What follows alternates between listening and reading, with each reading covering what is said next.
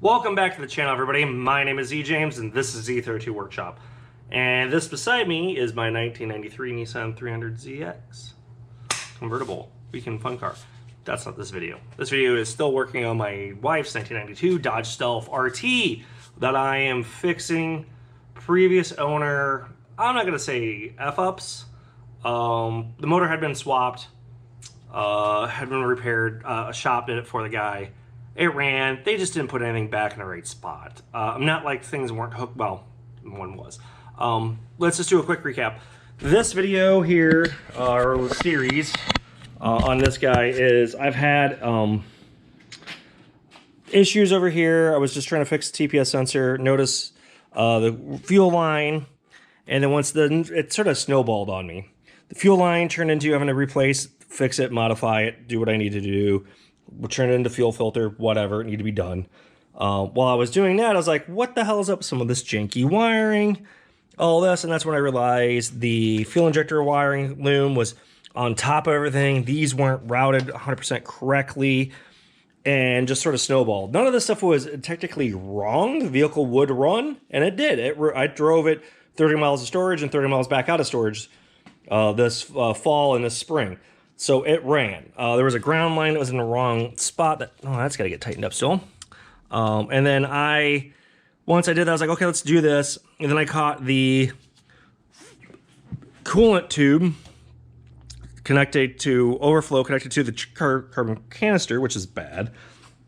That's actually an actual problem, which actually had coolant in it. So, not 100% sure what's up with that. So I'm going to do the carbon canister delete and fix some of this janky wiring in here and get it in the right spot. Just clips were broken. As you can see, there are 3 of them here that connect to this. They're tabs right here on that. I'm not sure. They're all to the transmission. My parts card does not have anything.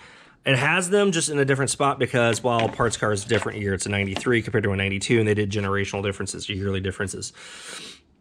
So anyway, I digress. What we're going to do in today's video, or this video, is I am going to put my bracket on down here, which would hold the wiring loom back on up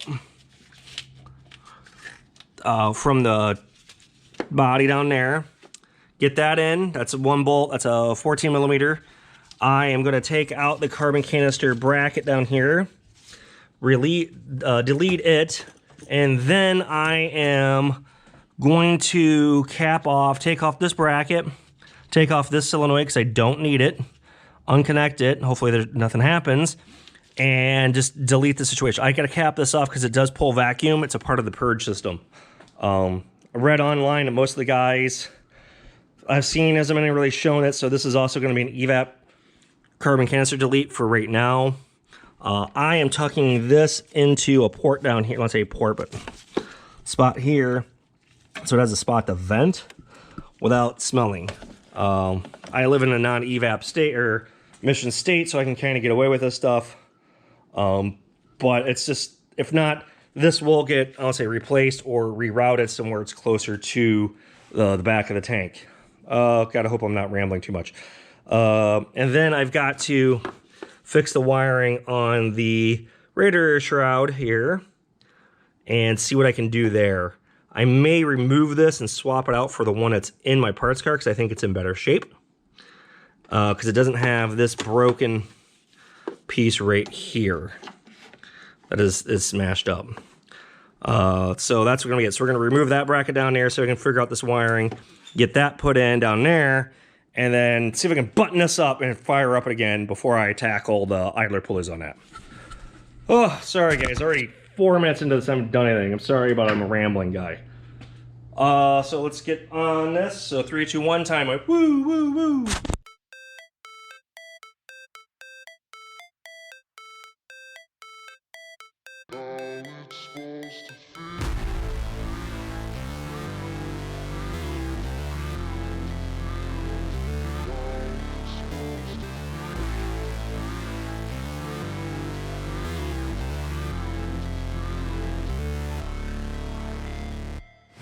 Never break, always fight, never quit, do it right, play the game, win it life, have no shame, there's no time, feel the pain, live the grind, I could change, in my mind, pick a lane, commit and climb, the only way to win it life, I never miss, that's fact, taking big swings, put your hand to the bat, put me in the ring, you'll go out in a bag, cause I sing what I mean and I bring it to the mad light, ain't got time to kill, I got time to feel, I took the red pill, I know life's short so I wanna live real, but how's it supposed to feel?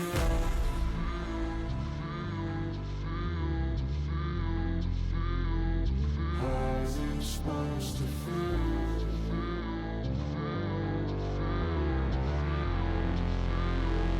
How's it supposed to feel?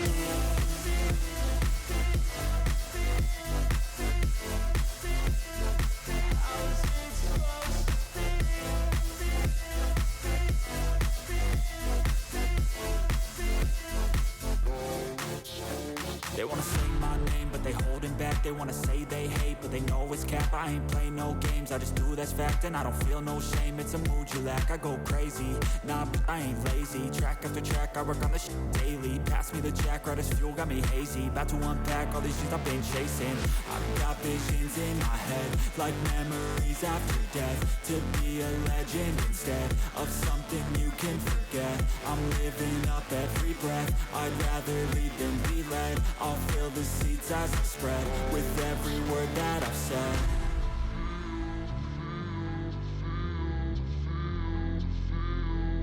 How's it supposed to feel?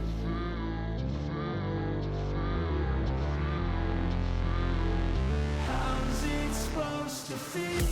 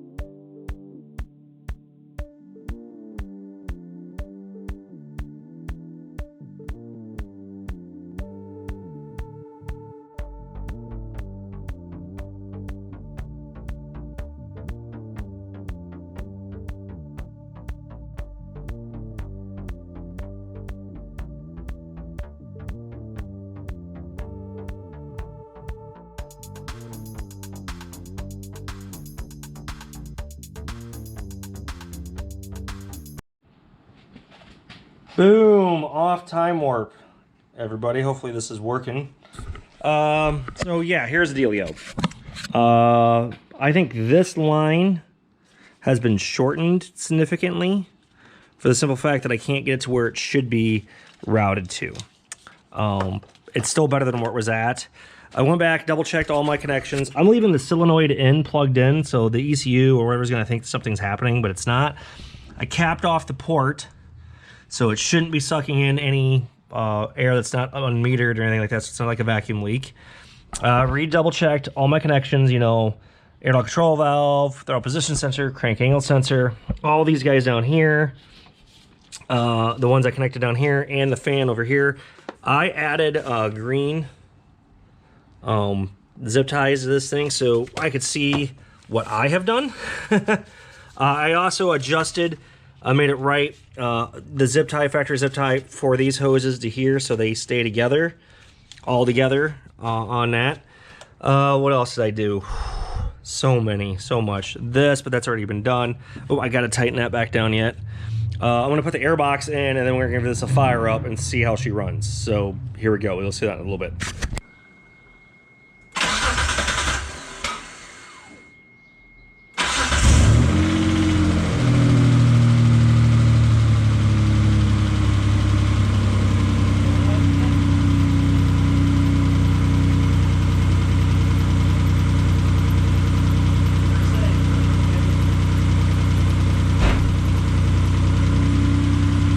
Goes. Burn like a kitten. I know it doesn't seem like much, but fixing that up is a big deal to me. I do want to back this up slightly and get it so I get a little bit more room, reorient, take this in the garage, get a little more room on this side to work on it. So let me shut this up and finish the video up. All right, let's polish this video off here. So basically everything's done. Wrapped up on my throttle position sensor, being taken care of. Let's get you up here. Throttle position sensor is taken care of. Air rattle control valve, regasketed. Fixed a ton of wiring issues that weren't really issues per se. The vehicle did run. The big caveat was the issue that I did find by going through this thing methodically, looking for stuff comparison between my 93 parts car and this one, is just where things were and just how things are supposed to be layered for the electrical. That was the big get. Getting rid of the carbon canister just helps out, clean stuff up. I still don't like where this line's at right now, but it is what it is until I take the plenum off, which will happen here shortly actually.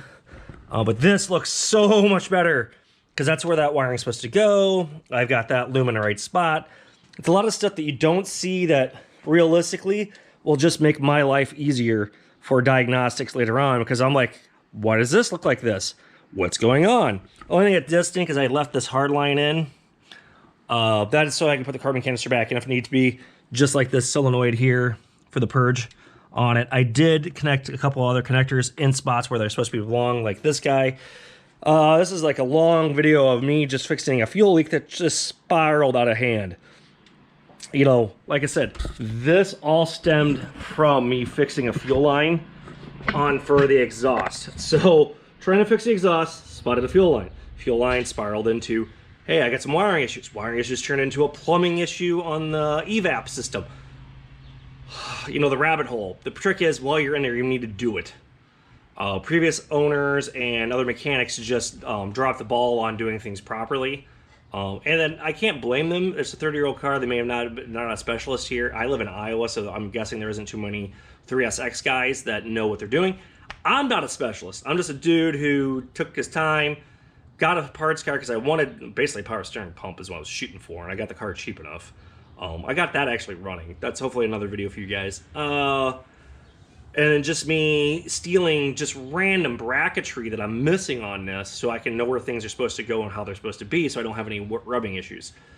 Boy, I digress. So yeah, that should do it this video. If you guys have any comments or questions, please hit me up.